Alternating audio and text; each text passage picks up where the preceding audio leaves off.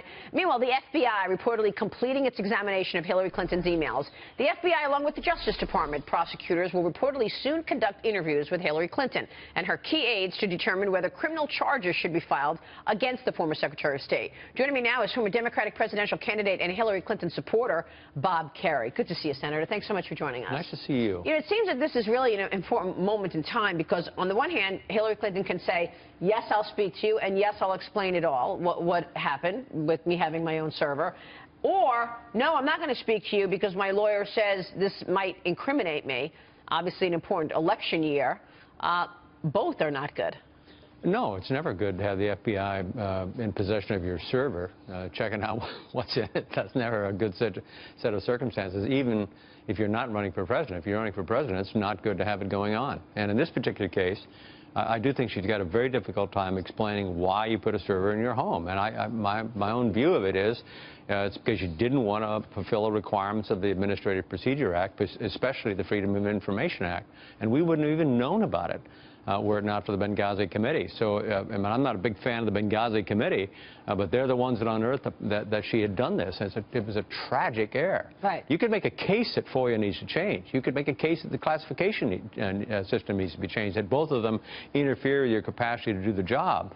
But her response was, I just didn't want to have two cell phones, which was, I think, false on its face. Is that big enough to unwind her candidacy? Because we all know, I mean, it's pretty obvious. You want a server in your basement, why you did it. You don't want the government to be reading your emails and tracking your emails. No, I think... Is there anything else? I mean, is there any other reason? It isn't the government. She's a government official, and the law says that the public has a right to know what communications are going on. Right, government or anybody. Right, and can submit a FOIA request. Now, significantly, Congress exempted itself in '67 when it passed that law, but that's the law. And if you don't want to abide by the law, it seems to me that particularly if you're Secretary of State, you should make an effort to try to change the law rather than try to circumvent it, which I think is what happened here. As to whether or not it unravels her campaign, it certainly hasn't thus far. And I have no opinion as to whether or not this is going to end up with a criminal indictment. Who knows? But people who support her, who are within her campaign, if this issue comes up, they dismiss it outright. And they think people are crazy for talking about it. Is that in and of itself dangerous to her when in November or even getting the nomination? Yeah, it's potentially dangerous. I mean, I think you're crazy talking about whether or not John Kasich ought to eat pizza with a fork or with his hands, but this particular issue, I think, is an important issue.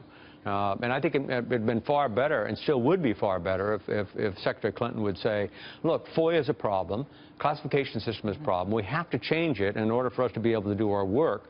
And if Congress doesn't think so, it should put itself under FOIA as well. But that's not what's going on. We're not having a conversation about what the Administrative Procedure Act, FOIA, and our classification system does to citizens' capacity to have a high expectation that the executive branch is going to function well. FOIA being the freedom of information. Very good. Make sure everybody understands what you're talking about. People throw out FOIA. And it's in the '67 Act.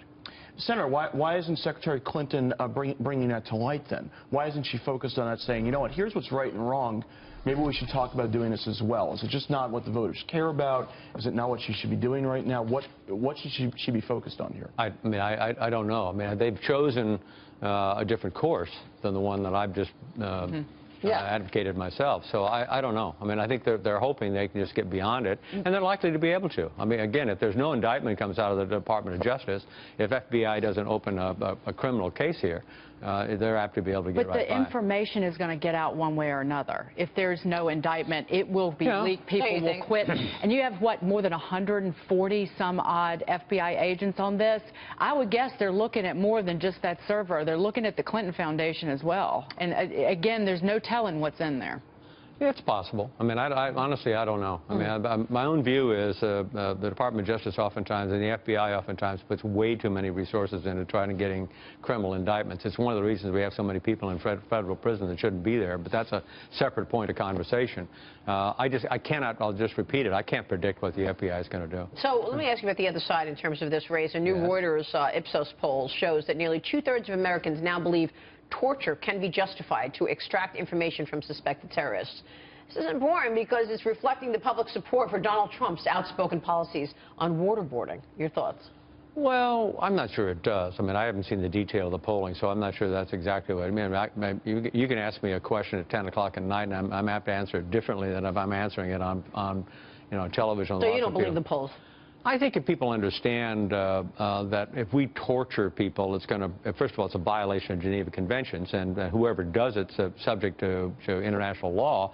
Secondly, you do find yourself putting our own people at risk as a consequence of doing it. So, I mean, I think you got to be careful in not getting crazy posing enhanced interrogation, because, in fact, what Trump said in that regard, I think, as a piece of what he's saying is right, which is, we're under attack. They've declared war on us. You've got Al-Qaeda, you've got Al-Shabaab, you've got Taliban, you've got a whole...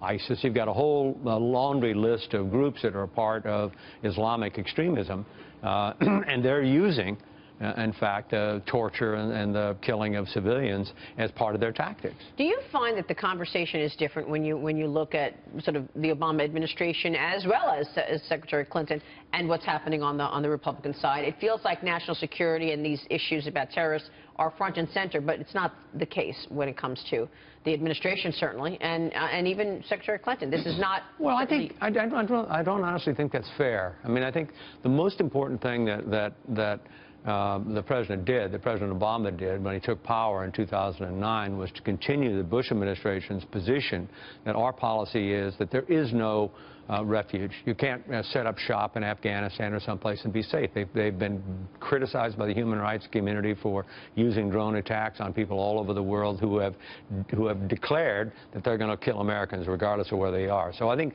the continuation of that policy oftentimes gets underreported. I think it's a very important, it's like the Kennedy, by the way, regardless of how this election turns out.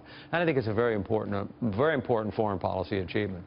All right. I guess the optics of last week with the Brussels incident, obviously the Brussels fatalities and tragedy, and President Obama at the Cuba baseball game doing the wave, and then in Argentina doing the tango.